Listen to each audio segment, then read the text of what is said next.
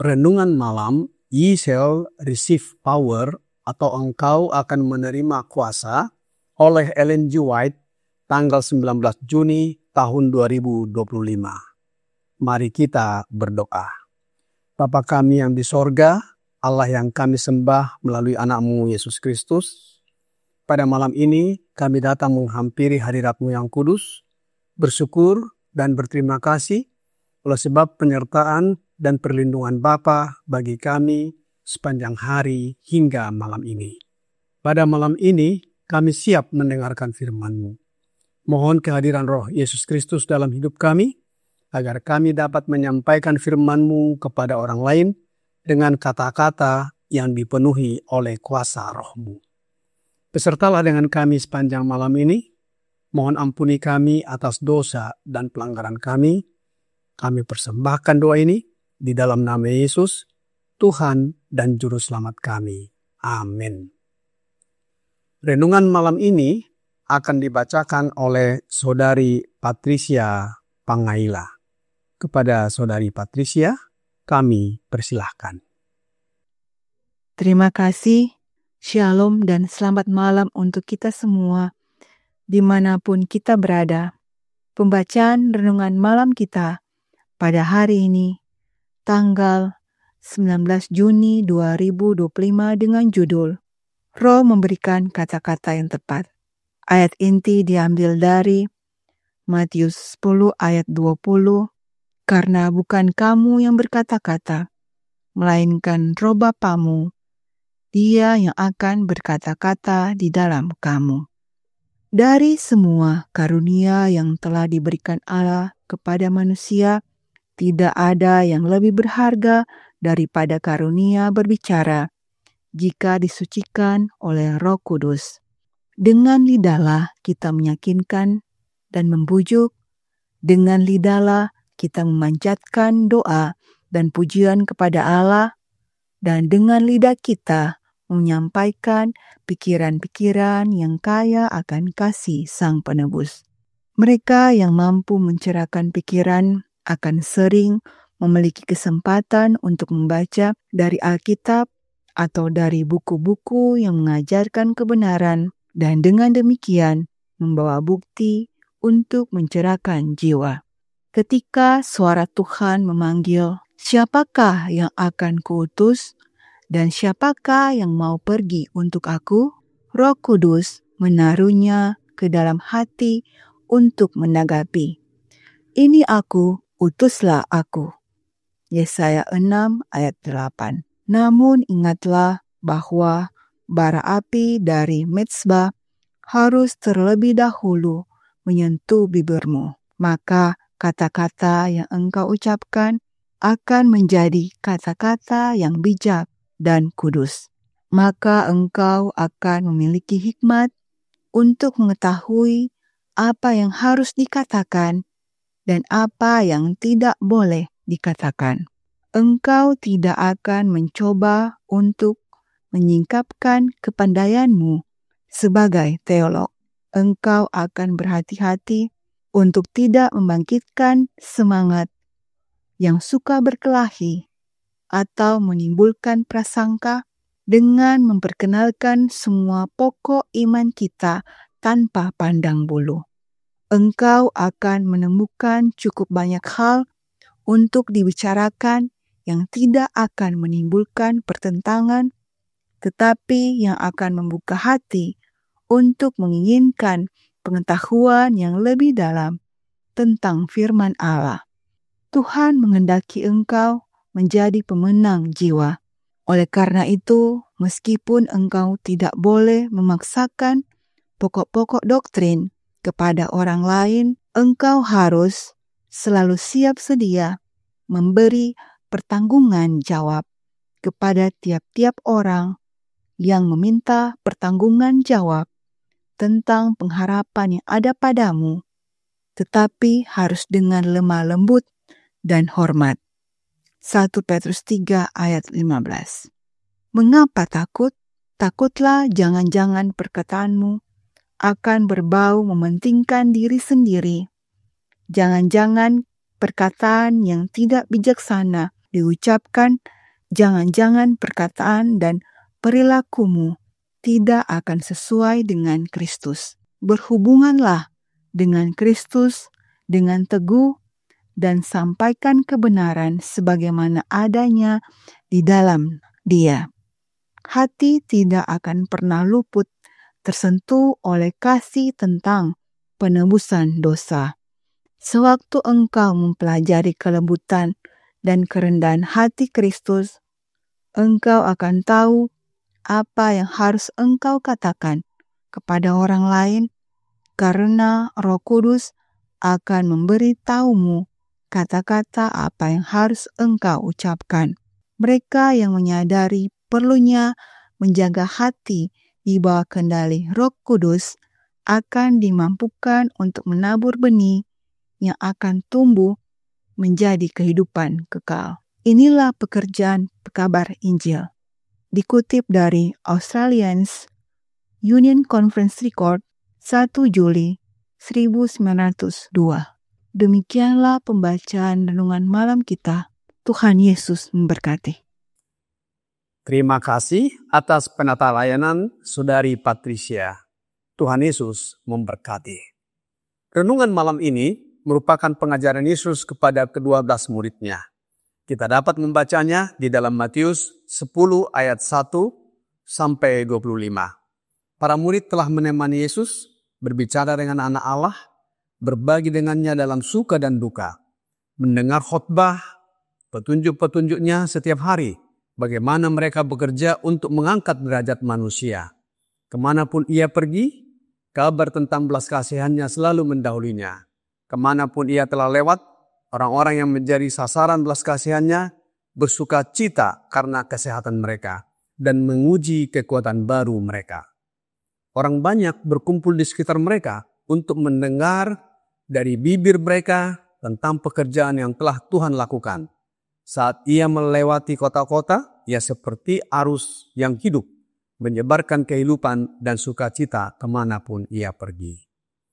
Ketika Yesus melayani orang banyak yang berkumpul di sekelilingnya, murid-muridnya hadir, bersemangat untuk melakukan perintahnya dan meringankan pekerjaannya. Mereka membantu mengatur orang banyak, membawa orang-orang yang menderita kepada juru selamat, dan meningkatkan penghiburan bagi semua orang. Mereka mencari pendengar yang berminat, menjelaskan kitab suci kepada mereka, dan dengan berbagai cara bekerja untuk keuntungan rohani mereka. Mereka mengajarkan apa yang telah mereka pelajari dari Yesus, dan setiap hari memperoleh pengalaman yang berharga. Akan tetapi, mereka juga memerlukan pengalaman dalam bekerja sendiri. Mereka masih memerlukan banyak petunjuk, kesabaran, dan kelembutan yang besar. Sekarang, sementara ia secara pribadi bersama mereka untuk menunjukkan kesalahan-kesalahan mereka dan menasihati serta mengoreksi mereka, Juru Selamat mengutus mereka sebagai wakil-wakilnya, sebagai misionarisnya.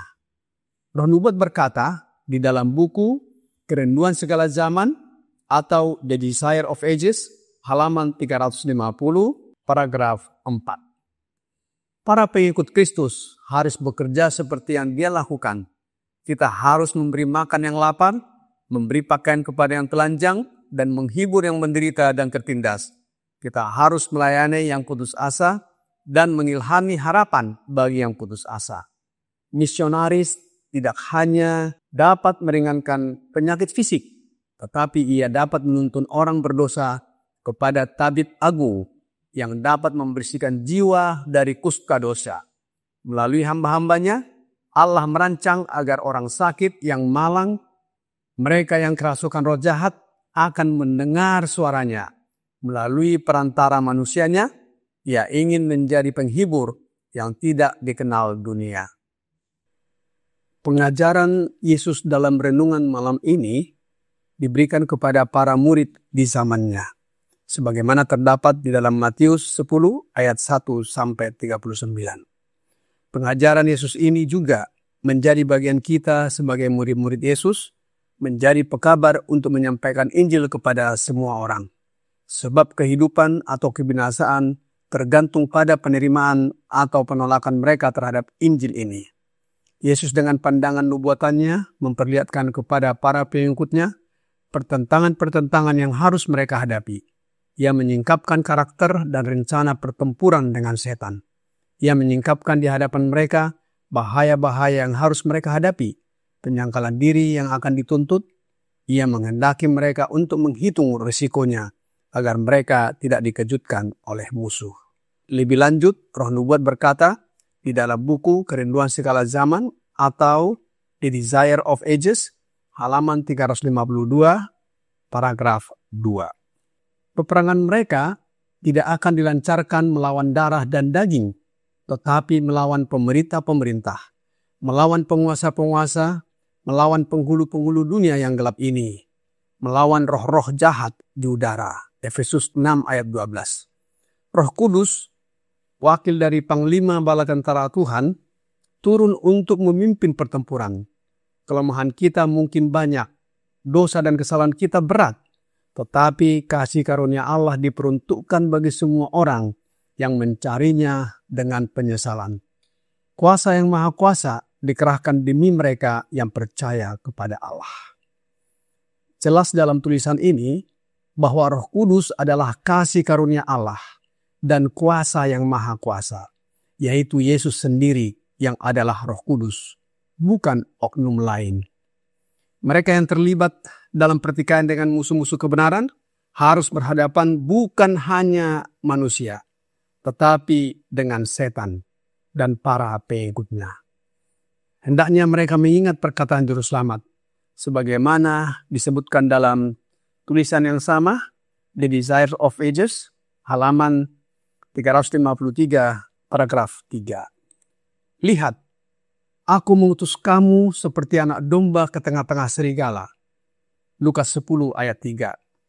Hendaknya mereka beristirahat dalam kasih Allah, dan roh mereka akan tetap tenang, bahkan di bawah pelecehan pribadi. Tuhan akan mengenakan perlengkapan ilahi kepada mereka. Roh Kudusnya akan mempengaruhi pikiran dan hati, sehingga suara mereka tidak akan menangkap nada lolongan serigala.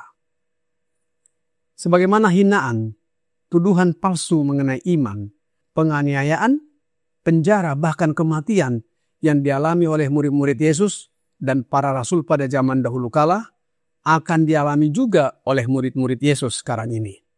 Hal ini sudah dan sedang terjadi, serta akan terjadi di kemudian hari. Bila mana hal ini terjadi, apa yang harus kita lakukan? Alkitab berkata di dalam Matius 10 ayat 20 dan Roh Nubuat di dalam buku The Desire of Ages, halaman 354, paragraf 2, demikian bunyinya.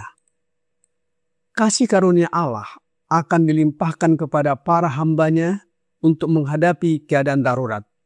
Apa yang harus kamu katakan akan diberikan kepadamu, kata Yesus. Pada saat itu juga, karena bukan kamu yang berkata-kata, melainkan roh Bapamu yang berkata-kata di dalam kamu.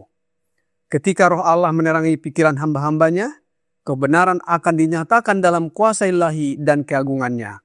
Mereka yang menolak kebenaran akan menuduh dan menindas para murid, namun di bawah kehilangan dan penderitaan, bahkan sampai mati. Anak-anak Tuhan harus menyatakan kelembutan teladan ilahi mereka. Dengan demikian akan terlihat perbedaan antara agen-agen setan dan wakil-wakil Kristus. Juru selamat akan ditinggikan di hadapan para penguasa dan orang-orang. Betapa pentingnya kasih karunia Allah yang adalah Roh Kudus, Roh Kristus berdiam dalam hati. Para murid tidak dikaruniai keberanian dan keteguhan hati seperti para martir, sampai kasih karunia seperti itu dibutuhkan. Kemudian janji Juru Selamat digenapi. Mengapa dikatakan bukan kamu yang berkata-kata, melainkan roh Bapamu yang berkata-kata di dalam kamu? Apa hubungannya roh Bapa dengan roh Kristus? Apakah sama? Sudah tentu sama. Alkitab berkata dalam Yohanes 14 ayat 10 dan Yohanes 17 ayat 1. Tidak percayakah engkau bahwa aku di dalam Bapa dan Bapa di dalam aku? Apa yang aku katakan kepadamu, tidak aku katakan dari diriku sendiri, tetapi Bapa yang diam di dalam aku. Dialah yang melakukan pekerjaannya. Supaya mereka semua menjadi satu, sama seperti Engkau ya Bapa, di dalam aku dan aku di dalam Engkau, agar mereka juga di dalam kita, supaya dunia percaya bahwa Engkaulah yang mengutus aku. Roh Allah Bapa ada di dalam Yesus, dan Roh Yesus di dalam kita. Bila mana kita menerima Roh Yesus, maka sudah tentu kita juga menerima Roh Allah Bapa. Sebab Roh Allah Bapa ada di dalam Yesus. Oleh sebab itu, para hamba pekabar Injil Kristus tidak boleh menyiapkan pidato yang sudah ditetapkan untuk disampaikan ketika diadili. Persiapan mereka harus dilakukan setiap hari dengan menyimpan kebenaran-kebenaran berharga dari firman Allah dan melalui doa memperkuat iman mereka ketika mereka diadili. Roh Kudus akan mengingatkan mereka akan kebenaran-kebenaran yang dibutuhkan. Mengapa para hamba atau pekabar Injil tidak boleh menyiapkan pidato ketika diadili? Selanjutnya, Roh Nubuat berkata dalam buku The Desire of Ages, halaman 355, paragraf 2. Suatu usaha yang sungguh-sungguh setiap hari untuk mengenal Allah dan Yesus Kristus yang telah Ia utus akan mendatangkan kuasa dan efisiensi bagi jiwa. Pengetahuan yang diperoleh melalui penyelidikan kitab suci yang tekun akan terlintas dalam ingatan pada waktu yang tepat. Akan tetapi, jika ada yang lalai untuk mengenal firman Kristus, jika mereka tidak pernah menguji kuasa kasih karunia-Nya dalam pencobaan, mereka tidak dapat berharap bahwa Roh Kudus akan mengingatkan mereka akan firman-Nya. Mereka harus melayani Allah setiap hari dengan kasih sayang yang tak terbagi dan kemudian percaya kepadanya. Di dalam perjalanan hidup para murid dan pengikutnya, mereka mengalami banyak permusuhan oleh sebab pemberitaan Injil. Bahkan dikhianati sampai mati oleh anggota keluarga ataupun rumah tangga mereka sendiri. Hal ini terjadi sekarang ini dan juga nanti di masa mendatang. Yesus telah memberitahukannya dalam Markus 13 ayat 13. Kamu akan dibenci semua orang oleh karena namaku. Yesus menambahkan, tetapi orang yang bertahan sampai kesudahannya, ia akan diselamatkan. Nasihat Yesus kepada para murid dan kepada kita juga malam ini di dalam buku yang sama, The Desire of Ages, halaman 355, paragraf ketiga. Namun ia meminta mereka untuk tidak mengekspos diri mereka sendiri terhadap penganiayaan yang tidak perlu. Ia sendiri sering meninggalkan satu ladang kerja untuk ladang kerja yang lain, untuk melarikan diri dari mereka yang mengincar nyawanya. Ketika ia ditolak di Nazaret dan orang-orang sekotanya mencoba membunuhnya, ia pergi ke Kapernaum, dan di sana orang-orang takjub akan pengajarannya. Sebab perkataannya penuh kuasa. Lukas 4 ayat 32. Jadi para hambanya tidak boleh patah semangat oleh penganiayaan, tetapi harus mencari tempat di mana mereka masih dapat bekerja untuk keselamatan jiwa-jiwa. Barang siapa yang mau mengakui Kristus harus memiliki Kristus yang tinggal di dalam dirinya. Ia tidak dapat mengkomunikasikan apa yang belum diterimanya. Para murid mungkin berbicara dengan fasih tentang doktrin. Mereka mungkin mengulang perkataan Kristus sendiri. Tetapi kecuali mereka memiliki kelembutan dan kasih seperti Kristus, mereka tidak mengakui Dia. Roh yang bertentangan dengan Roh Kristus akan menyangkal dia apapun pengakuannya. Renungan malam ini dalam Ye Shall Receive Power, halaman 179, paragraf 5 berkata, sewaktu engkau mempelajari kelembutan dan kerendahan hati Kristus, engkau akan tahu apa yang harus engkau katakan kepada orang lain. Karena Roh Kudus akan memberitahumu kata-kata apa yang harus engkau ucapkan. Mereka yang menyadari perlunya menjaga hati di bawah kendali Roh Kudus akan dimampukan untuk menabur benih yang akan tumbuh menjadi kehidupan kekal. Inilah pekerjaan pekabaran Injil.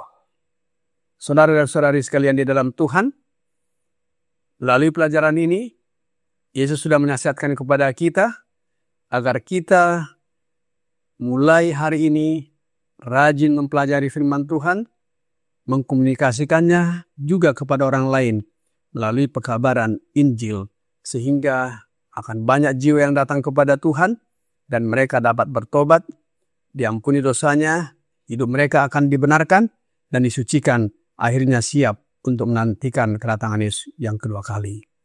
Kiranya renungan ini membawa pembaharuan dalam hidup kita. Tuhan Yesus memberkati.